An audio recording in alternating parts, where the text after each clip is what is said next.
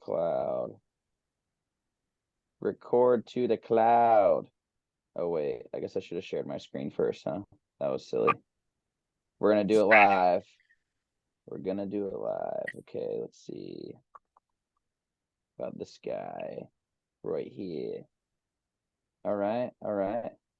Can we see this, everybody? Yep. Are we there? Okay. It's okay. Nonverbal thumbs up works for me. I'm good with it. Good with it. Okay.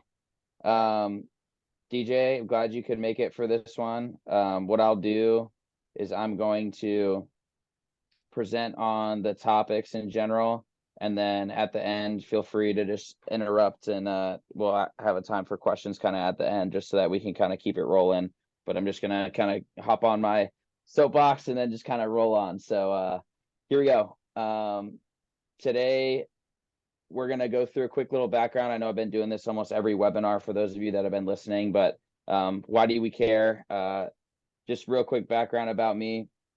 I've been in all extremes of health and wellness in my lifetime, believe it or not. And both of these photos, I was working out for 2 hours a day, unhappy with where I was at and my performance athletically, in the mirror, every type of, syndrome that you could possibly have. And realistically, I didn't understand that having the body that you wanted, the lifestyle that you wanted, as well as the performance that you wanted, didn't take over 2 hours in the gym. It was more about understanding who you are, listening to your body, and working on that kind of on a day-to-day basis, prioritizing your rest and recovery. I train hard now, definitely hard training as always, but I'd say that I figured out a better way to go for 30 to 45 minutes a day. That way I'm able to prioritize my education around exercise, and I'm not burning myself out on a day-to-day basis. So now we're kind of where we want to be, and hopefully dunking a basketball here within the next couple months. We'll see how that kind of goes along that journey too. So real quick, I want to give a quick caveat before I kind of get started on this presentation here. I want to caveat it as far as anything that I say along for the next 20 or 30 minutes is all going to be a based on normal data that's coming from a broad scope of people. So for you, this may be exactly in your lane, but it may also not be. So just make sure that you're aware. Nutrition is something that's based on the scientific method in its basic form. You're going to want to form a hypothesis, test it, gather data, form a new hypothesis, and then repeat that process over and over again until you figure out what kind of works for you. So it's almost like dermatology. I feel like dermatologists are the same way. They kind of just pull out something and then try it and see how it goes. We're going to use some evidence-based testing so that we're able to make really good progress as a team. So just wanted to make sure I threw that out there before we kind of got started. So today we're going to talk a little bit about macros, why they matter, and what they are in general. This is going to be broad strokes, so I don't want to dive too deep because I'll put you to sleep, but we're going to kind of get this ball rolling here based on popular demand and DJ's general questions. So macros. Macros are short for macronutrients. There are three primary macronutrients that we have in our body, which are proteins, carbohydrates, and fats. Proteins and fats are essential to our body's functionality, and carbohydrates are not. So proteins and fats are used and synthesized in the body directly, i.e. protein synthesis. Fats are used for hormone production, etc. Carbohydrates are essentially transformed into glucose that can be used by the body. I wanted to bring up this old saying that old school bodybuilders and maybe Arnold back in the day would say, and it's this little metric that's if it fits your macros, eat that shit. And this is I'll say a bit of a dated style of metric, and I'll kind of talk about why that is a little bit later on. But it's something that I think has evolved as the world of health and nutrition has evolved as well, so that you're eating 20 grams of carbohydrate in broccoli is different than 20 grams in a Rice Krispie treat. And that should be something that we can all kind of wrap our head around. So just want to make sure that we're all kind of aware of that too. And in general, the idea of shifting around macronutrient amounts is so that you can manipulate your physique the way you want to. So somebody who has a different macronutrient split will have a different body type, even if they're taking in the same caloric intake. And obviously this is dependent on the quality of food, not just the fitting your macros that you have figured out. And again, it's all about testing, retesting for your body type as well. So it takes a little bit of being in tune with your body. So why do macros matter? So I want to kind of, sorry, I'm going to be drinking water a lot. I just finished a workout myself. So macros matter because you can imagine that you're on a road trip cross country, right? Say you're going to go New York to Los Angeles. You're going New York to Los Angeles, and I'm like, well, we're going to go all the way cross country. I'm not going to give you a map. I'm not going to give you a GPS, and I'm not going to tell you how to get there. Would you be able to do it? Some people may be able to hop on I-80 or find their way to I-5, make their way across country, and then make it happen. But some of us are not going to be able to do that and then make it across to our final destination. Some of us will make it there and it'll take forever. So this is the same as macronutrients. Macronutrients are essentially, and having an idea of what they are and planning to track to them is essentially your way to build your roadmap to get to where you want to be. So you're starting in New York, macronutrients and tracking of macronutrients is a way for you to plot out your path along the way to get you to your final destination. And it's not about being right all the time. I've said that to pretty much everybody in this group at this point, but it's about being right most of the time and kind of getting yourself along the way and having minor course corrections the whole time. So just want to kind of give a little bit of an analogy for why macros matter and breaking it down for somebody that like me is not the brightest in the world. So basic breakdown of macros. All right, we're gonna have to do some math here, so hold on to your seats. Macros are essentially a form of energy for the body. So a calorie is a form that we use to kind of measure that as far as intake is concerned. And proteins, carbs, and fats are broken down into a caloric value for each one. So a protein, 1 gram of a protein is equivalent to 4 calories. 1 gram of carbs is the same of 4, and 1 gram of fats is 9 calories. So i.e. more energy in 1 gram of fat versus 1 gram of protein and carbohydrate. So for your average gym goer, the science is for your body weight, and this is going to be, for a 200-pound person, we'll say for our example, you're going to multiply your body weight times 11 or 12, which will give you a very, very broad and general caloric intake that you'll have to take in per day for you to be at a maintenance level. Now, this is going to vary totally based on your genetic makeup, your, activity level, all these other things. But I would say that this number is actually relatively close to what mine would be in general, and I'm about 200 pounds. So take it for what it's worth. I think it will get you kind of close, and it'll be a good way for you to kind of give a general idea. And I know I've done the total daily energy expenditure calculation with pretty much everybody in the group as of now. If you haven't done that, I can send you a link, or we can go through it as well to chat about kind of what your unique position and situation will put you at. So this brings me to my next point. Thermodynamics is a real thing. There's a reason why energy balance is so critical, and we're going to kind of talk about it here. So energy balance is essentially your calories in versus calories out, or your energy in versus energy out, energy in the form of food and drink or calories. So if you are gaining weight, you're finding that over time your body is gaining weight. And I'm not talking like, hey, you're on the scale today and you hop on the scale tomorrow and you're up a pound. You may not have pooped. You may have drank a lot of water. There's a ton of factors that kind of play into that. But if you are gaining weight steadily over the course of, multiple weeks or multiple months, you are in a energy surplus or a caloric surplus. If you are in an energy deficit or a caloric deficit, then you're going to trend to lose weight, lose body fat, and trend the other direction.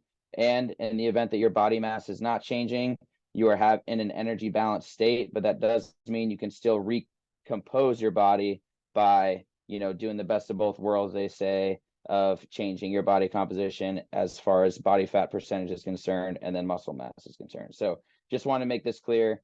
Energy balance is real. Thermodynamics is real. It's scientifically proven.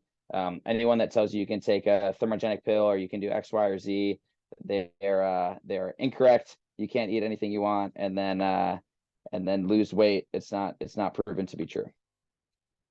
So if I want to lose weight, can you just eat fewer calories and work out a few hundred calories, excuse me, a day and work out a ton? So this is something that I think gets people into a lot of trouble. So let's say there's somebody in the group or somebody out there listening to this someday who is, overweight and they're trying to really, really cut down. And they're like, okay, tomorrow or New Year's is coming up, right? 2024, the year is coming up. Someone goes in like, okay, on January 1st, I'm going to start tracking my macros and doing all these things, tracking my caloric intake. And I want to be, as lean or as small as possible. So your body went from eating, let's say 3,000 calories a day to now you cut it down to like 1,000 calories a day. What you end up doing is you end up putting your body into a sort of survival mode because you went from this norm of taking in 3,000 calories to now going to a norm or a new stasis of 1,000 calories. Now, when that occurs, your body actually does something that's going to be kickstarting the survival mode and retention of all of these nutrients so that you are not going to put yourself into a state where you could die. So body's going to be like, okay, I'm taking in nutrients. I'm going to store as much as I can, fat stores, etc. And then it'll also throw off your hormone balance. A lot of people that end up decreasing their calories to this type of level or big jump will feel like they're really energy sapped. They feel like their hormones aren't, maybe their sex drive is low. There's a ton of different factors that will kind of play into this. But what I want to make sure that everybody's aware of, there's an eventual point where if you just keep cutting calories out more and more and more and more and more, you're not going to continually see results because you need the energy to function and produce natural hormones on a day-to-day basis. So just want to make sure that that is made clear for everybody. All right. So our calories, all that matter. So let's break down what caloric intake really is and how it is important. So let's say there's two people, person A and person B, right?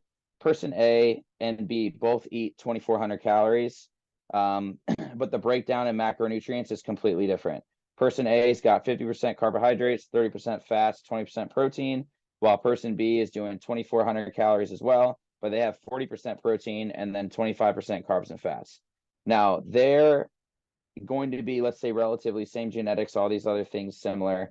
They're going to be the same weight, but their body composition will be drastically different. Let's say they're twins that are doing this. It's going to be incredibly, incredibly different the way that they look in the mirror. So typically for people that want to have recomposition or they're competing in some sort of event or they're trying to figure out a way to lose the body fat, it's generally the trend is going to be shifting from somebody who's like person A and shifting our macronutrients to somebody closer to person B. And we're going to talk about kind of how that looks. So I love this picture so much. So what should you be having? A person, right? The answer, like almost every single time you get asked a nutrition question, is it totally depends. There's a general guidance for protein intake, and that's kind of what I'm going to focus on, and then we'll talk about carbohydrates and fats in a second. But generally, for you to get enough protein for your body to put on lean muscle mass, you need to be between 0.65 or 0.7 to 1 gram per pound of body weight. So if you're doing the math again for our 200-pound person, thankfully I did it for you. It's going to be between 130 and 200 grams of protein. Now, I personally recommend everybody just do closer to the 1 gram of protein per pound of body weight. I think that most people are protein deficient. I think that the quality of our protein as we start to get big ag and all these other things tends to go down. So I think that your body is actually struggling more to break down that protein into its usable form. So I think that, as the progression of all those things happen, that number is going to be shifted to the right for you to see the results that you want. So I err more towards the 1 gram per pound of body weight. And that's kind of what I generally prescribe for everybody kind of in the program as well. So again, 130 to 200 grams of protein-ish for that 100-pound person. And again, you can do the math for yourself, or we can chat about it at any point too. So that's great for protein, but what about carbs and fats? So I've actually had this exact conversation with DJ. Shout out to you for bringing the question to me, as well as, having this conversation with me before. And the carbs and fats intake is really about you. This is going to be something that is incredibly, incredibly important for you to take a little bit of introspection, a little bit of intention. It's a little bit of asking yourself, how does this food make me feel? What is this that makes me feel satiated? How are my hunger and thirst cues after I eat? There's a ton of questions that you can think about, but realistically, it boils down to, how does a higher carbohydrate diet feel, a neutral carbs and fats feel, or a higher fat diet feel? And again, this comes down to trial and error, a little bit of experimentation either way, and having some body awareness, as well as understanding some of, how did you sleep? Did you eat this food right before going to bed and it made you kind of queasy before when you laid down? All these other factors that are going to kind of play into this general picture of what your macronutrient split's going to look like is going to be important. So the reason that a lot of people probably can't tell me what makes them feel good, or tell anybody for that matter what makes them feel good, is that you probably haven't really taken a hard look in the mirror or on MyFitnessPal or in any other space and been like, okay, how does this make me feel? Am I sleeping better? Am I sleeping worse? Does my body feel ready to perform? All these things. These are the big questions that I think a lot of us would really benefit from doing. It's hard work, but once you figure out kind of what works for your body, it's something that you can almost set on autopilot and just kind of use throughout the years. I will say, I'll caveat this with, as you age, as your body changes, as you go through, females for menopause and men for adrenopause, whatever, like these different types of things will change. So there may be a time where you're like, oh, I function really well on a high fat diet. And then as you get older, you might be, I don't know, my body starts to not like this anymore. And then you have to adapt and change and shift, and pivot as well. But again, a little bit of introspection, you can start to kind of roll along those, along your path, your journey. And as always, if you need to ask any questions about it kind of as you go, you can definitely hit me up and let me know. So we talked proteins, we talked carbs, we talked fats. So if we've never done that, as in if we've never had that introspective questioning of ourselves and how we feel or the way that we recover or perform, you're in luck, because most people haven't.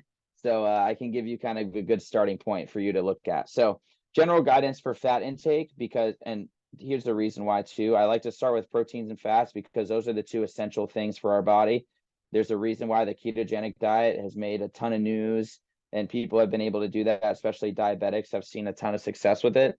And that's because you can use ketones versus glucose in this. And I don't want to, again, get too deep, but there also can be used as a means of energy versus glucose. So again, we'll start proteins and fats, and then we'll move on to carbohydrates after this. So again, general guidance for fats is about half your body weight in grams. So for our 200-pound person, it's going to be about 100 grams of fats per day. Now, that doesn't mean 100 grams of fats in a bag of potato chips. That means 100 grams of fats, if you can, in whole, minimally processed foods as often as possible, if you can make that happen. So if you're keeping track at home, we're going to be at 200 grams of protein, which is 4 calories per gram, which gets us to 800 calories of protein. You got 100 grams of fat at 9 calories per gram, which is 900 calories of fat. The rest, bring those carbs in, baby. Figure out a way to bring them in. So we got 2,400 calories minus 800 for protein, minus the 900 for fats. You got about 700 calories of carbohydrates that you can take in, which if you want to divide that up, 700 calories divided by 4 calories per gram gets you 175 grams of carbohydrates per day. Now, again, this is general guidance. This is not specific for anybody.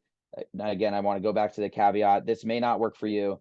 This is, if I were to batch the whole world into one bucket, this is about where I'd start. And then we make adjustments based on the way it makes us feel and how we're performing and if we're getting closer to our goal. So again, just wanted to revisit that caveat.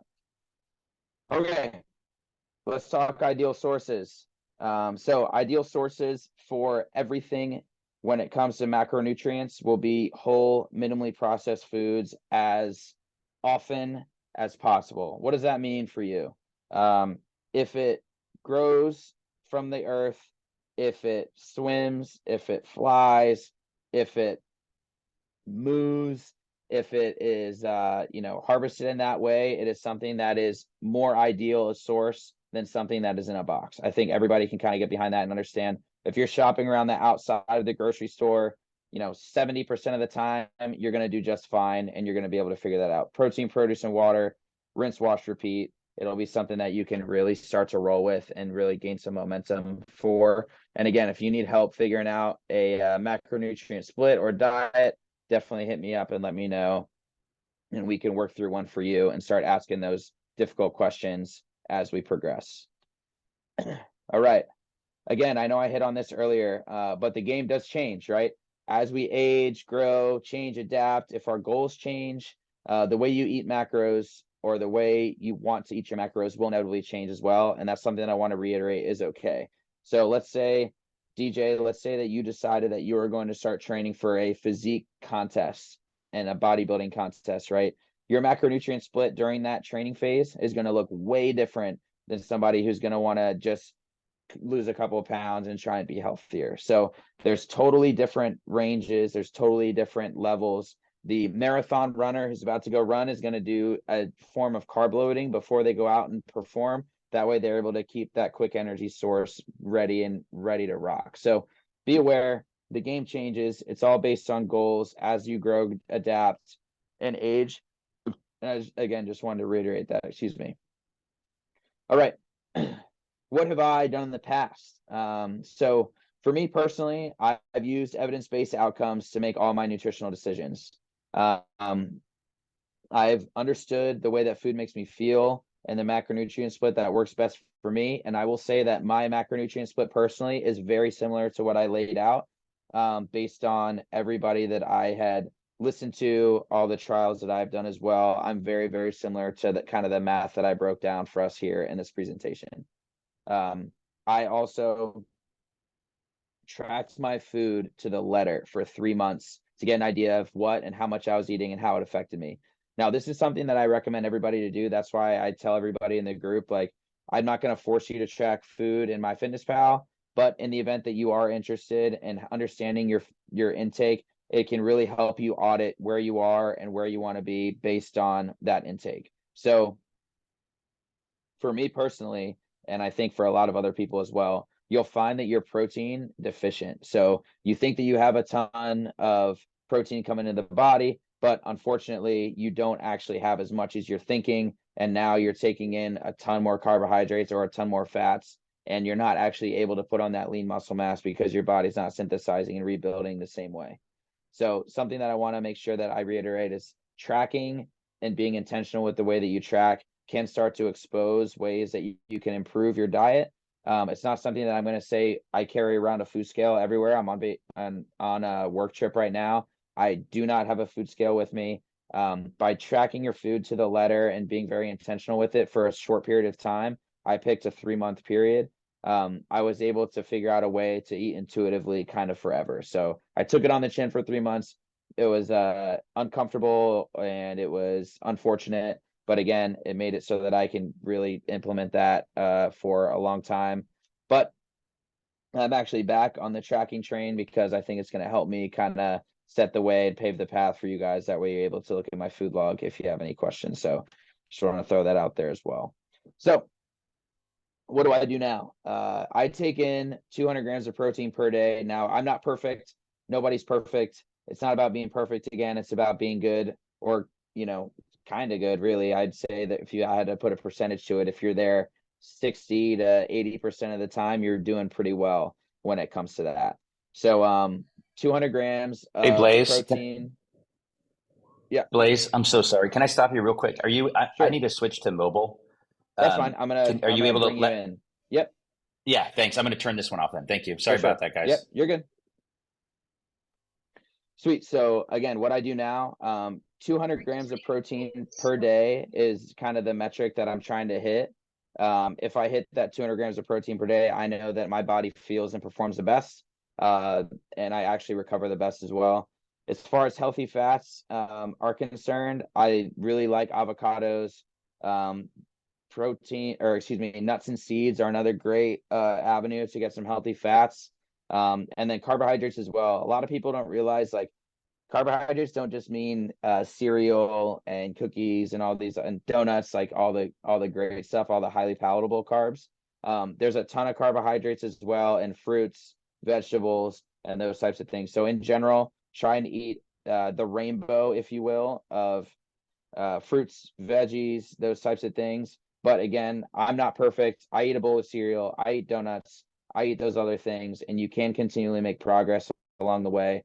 This is not telling you to eat this one way forever, because if you buy into a quote unquote fad diet or something that's not sustainable for you, it's not going to be an attainable goal for you over time. So keep that in mind. So I just do that most of the time. 200 grams of protein, healthy fats and carbohydrates, rinse, wash, repeat. And I've got kind of that stuff set almost on autopilot at this point. So I'm going to open it up for questions in general. Does anybody have anything? That's my boy over there trying to count his macros in his head. Blaze, Anybody have I've got anything? I've got well, maybe not a quick question. I sent you earlier. I don't know if you could pull it, if it's easy to pull up, but I'm trying to get a sense of, with the macro stuff, like, and I apologize for all the background noise. I've got a birthday party that's starting earlier than I thought. Not mine, No worries. my kids. So hang on one second. So my question is, like, on the, like, I sent you that picture of I had this tri-tip for lunch, right? Sure. I'm gonna actually pull up the thing that you sent me on here so that Okay, everybody yeah, that can might be see it kind of helpful. moving forward. Yeah. So I'm gonna do this really fast. Oh boy. Sharing screen is stopped. Okay, hang on one second. Let me pull this up. All right, let me go back to the call.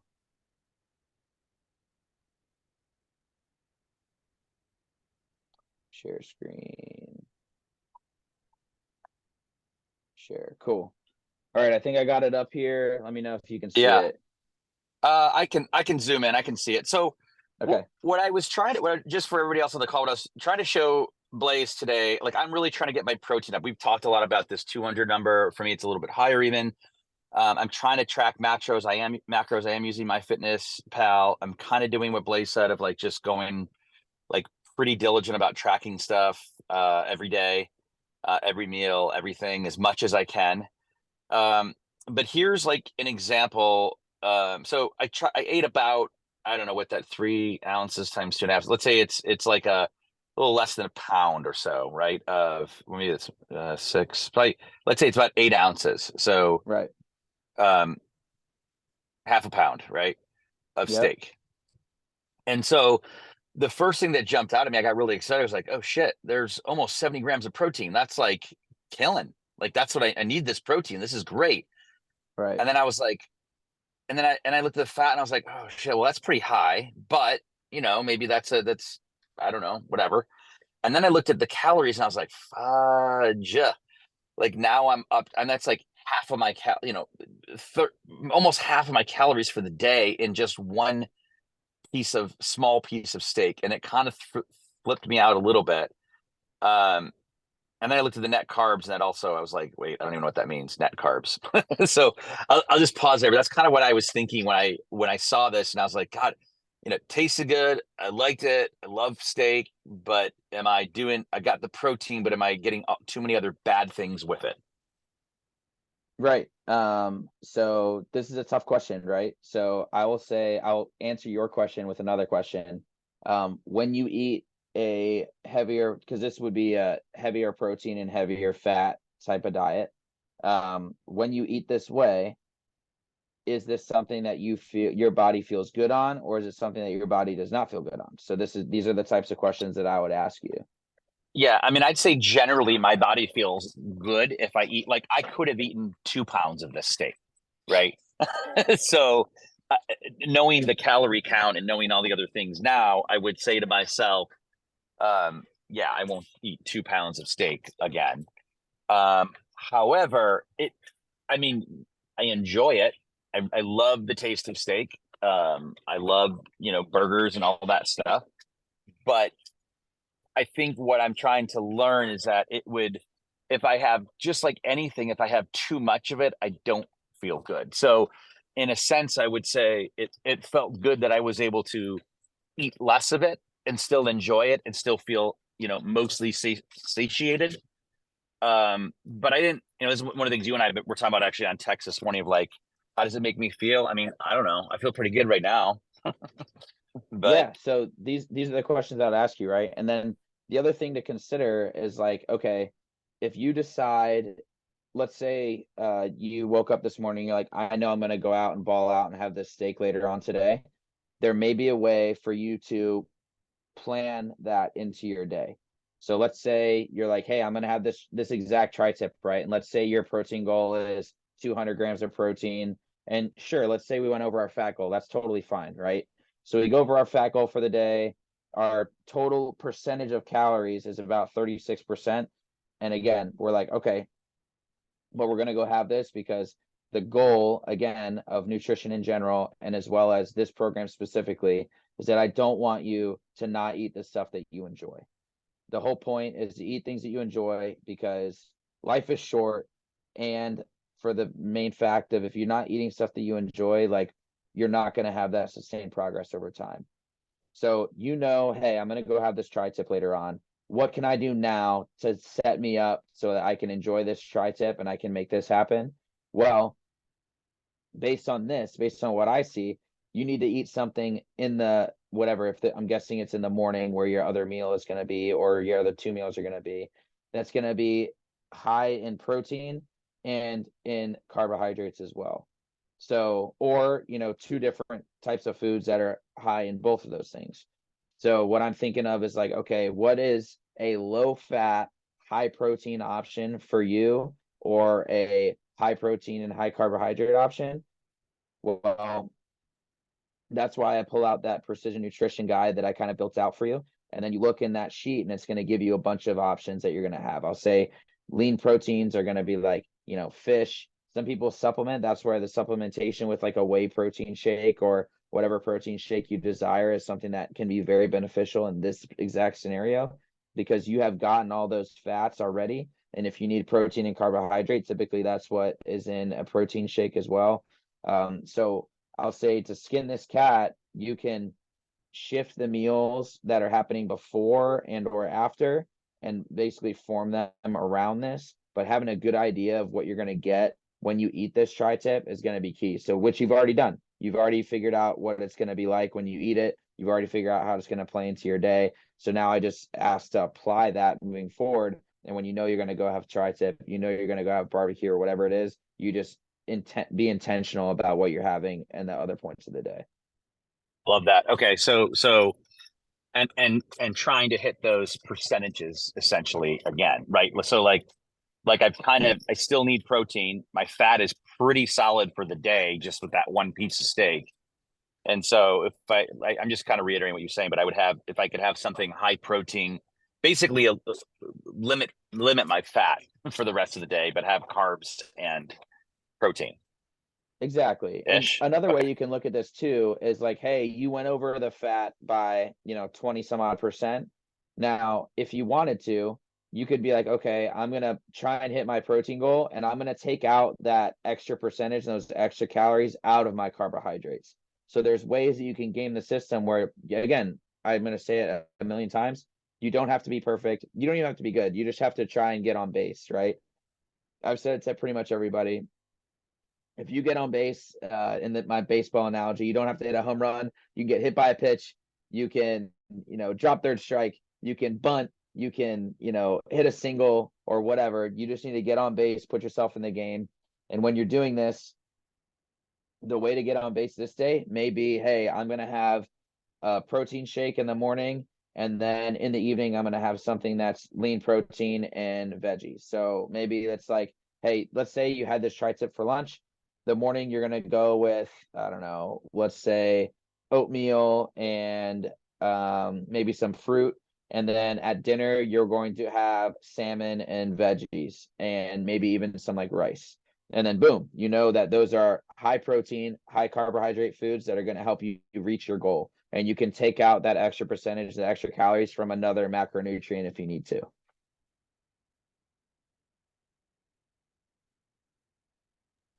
Okay. So what? Hey guys, hi please. Okay. So one other quick kind of follow-up question on that is, it sounds like you're doing a little bit more of a meal planning situation, it feels like. So I'm thinking about like, well, two things real quick. One, what was interesting about this meal too, is I actually had, I didn't just have steak, right? I had it on romaine salad with almonds and carrots and balsamic vinaigrette. And then I cooked up some bok choy with It sounds garlic. really Like, good. so I mean, it was really good. Like, I loved Yeah, every side. It wasn't just the steak. So actually, the total calories are higher, but everything else just kind of stayed the same for the most. I mean, everything else I had was like, leaf greens and stuff, but they were the bok choy. But I guess so. That's one part. The second kind of question on that though is like, would you do if I'm not always planning my meal, so I have no idea what I'm having for dinner tonight, but I might look at where I am macro wise after this meal and say to myself, okay, for dinner, I need to have a piece of salmon and something else, right? So is that kind of how you're doing it? How you're thinking about that day? exactly, exactly. So again, I'm not somebody who plans out every single thing I'm going to have.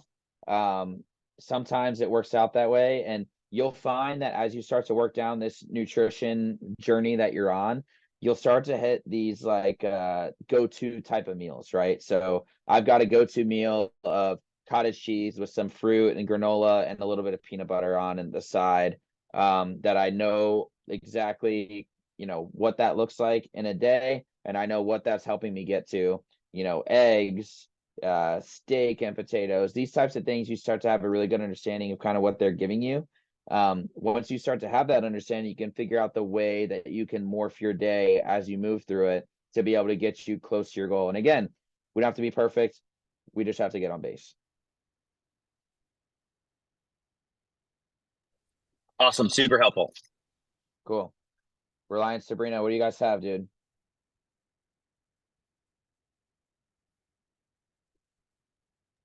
Nothing, huh? No, I think you explained it pretty well and in depth. So, and I like that you said the variety of different like nuts, avocados, all this other stuff that you can actually incorporate into your meals.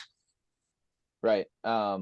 And I want to say too that if you are unsure of a type of food to kind of help you get to this goal, please reach out. I will help you figure that out. I've got, a ton of meal guides that I can send you for free. Anybody in the future, if you have the same question, I will send you your own personalized meal plan for free as well. That's something that I have access to as a precision nutrition coach. So hit me up, let me know if you want something that's a free macro guide for you to kind of get a handle on your eating and kind of start to improve over time. Sabrina, anything from Blaze, you? one more thing. I Uh-oh. was going to say one more thing about this too that I think might be helpful to everybody though is that once I started because I'm using MyFitnessPal, one of the things that's been the most insightful is like literally dumping something in and being like, whoa. Like I put in olive oil into my salad today and it was like an eighth of a cup, right? Or whatever it was, a couple tablespoons.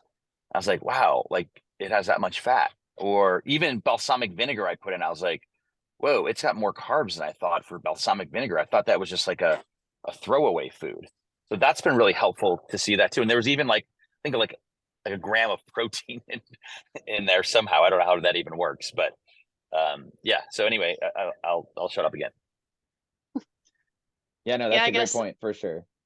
I think Go the ahead, Sabrina. question, like, obviously we're coming up on the holidays, travel, like, I'm gonna be in a car for 3 days, and then we're gonna be at, grandma's house and all of that. So it's like, how do you like tackle the holidays? Or are you just kind of like, okay, yep, this is kind of just the way it is because we're here and we've got, grandma with cinnamon rolls and all of that? Or do you like, what do you do in those situations?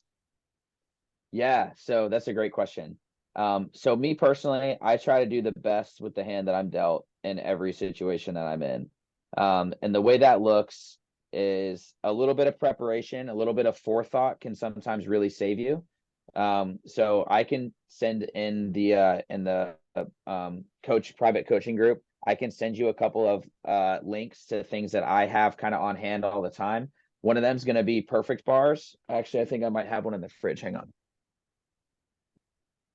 Open this puppy up here. So when I'm on the road, I always will travel with a couple of these guys. These are Perfect Bars. I'll send the link to the page as well. They're low glycemic index, aka that means they're pretty good when it comes to the amount of sugar that's in them. That's like added sugar. They are going to be pretty calorically dense. Each of these is like 330 calories, I believe. Yeah, they've got about 20 grams of protein. So it's kind of like, and they taste awesome. So it's like a protein bar with all the benefits of a protein bar, but it's something that you can bring with you on the go. Refrigerating them is best. I think it says on the package you can have them outside of the refrigerator for like a week, and then you can roll with them on the road. So I'll literally on my trip, I went to San Diego to coach a lacrosse tournament over the weekend, and now I'm in Mobile, Alabama for Coast Guard work as well. I brought like 7 of these guys in my bag. They're small enough that I just stashed them all away in there, and then I threw them in the fridge when I got here. So again, a little bit of planning. That's the way that I handle that. As far as and I know I didn't talk any about micronutrients, but I'll maybe do another one of these webinars on micronutrients. But the way that I tackle the micronutrients, and actually the way that I mentally feel like I continually keep myself in the game, because I think that's almost more of a struggle, is like, hey, I woke up and I had cinnamon rolls, and then later you're like, oh, I had cinnamon rolls. What am I doing, dude? And then you either like spiral out of control and you're like, hey, here's a great analogy, right? You're on a road trip. We're going back to the road. We're on the road all day today. You're on a road trip and you're driving cross country again, and you have your cinnamon roll, aka your tire blows out on your right front tire. Are you going to A, replace the tire with your spare, roll on the road trip, or B, slash every other tire that is on your car and then be like, I'm screwed and I'm just going to sit here and wait for the tow truck, right? So realistically, you're not going to do that. You're going to replace the tire and you're going to roll on. So what I'll say is, 1, don't beat yourself up. Cinnamon rolls are fantastic. Eat the cinnamon roll. And then 2, if you have the cinnamon roll in the day, realize, like DJ and I had talked about before, realize what is going into that cinnamon roll, and then be like, okay, if I had a cinnamon roll this morning, that's probably a high carbohydrate, high fat thing. So if for lunch and dinner, I can have something that's higher in protein and higher in either fats or low in carbs, or maybe it's healthier version of a carbohydrate, then you're able to continually make your progress, even though you still had the cinnamon roll. So what I want to say is the mental piece of it is just as important as actually doing the work. So it's something to just consider kind of as you're rolling through your holiday season. Thank you. Yeah, for sure. And as always, if any of you guys live on the call or in the future have any questions, feel free to reach out. Does anybody else have anything else before we kind of adjourn here? I have one last question. What's the macro makeup of a regular hazy IPA? Oh. I'm just kidding. Okay. No, this is super helpful, Blaze. Honestly, like it just solidified a couple things I've been thinking through, and the steak and the analogies actually are really helpful too, honestly, of even just the last one you gave about on the road trip, because I think I've had a tendency. In fact, I just filled out that precision nutrition thing, the intake form, and one of the questions was kind of like the road trip, and you you blow a tire, and I was like, I would, in the past, I've maybe blown a couple more tires and then tried to keep going. Yeah, Right. and I think the biggest thing is just, don't beat yourself up when you're in those situations. Like, again, I eat donuts, I eat those things. What I'm not going to do is I'm not going to dwell on the fact and beat myself up all day. It's like, no, you work hard so you can have food that you enjoy. You don't want to be the person that works hard and just is miserable eating all the time, because that's no fun. So eat the donut. If you don't think of anything else, eat the donut. But if you can quote unquote, make up for the donut with a lean protein source and healthy carbohydrates or fat source later on in the day, again, whole foods as much as possible. as much as possible and less processed as much as possible, you're going to be a-okay along the way. Cool. With that, if you guys have anything else for me, feel free to shoot me a text, send it in the page. I'm going to post this up in a little bit, and I will see you guys later. Thanks again, Blaze. Adios. See ya.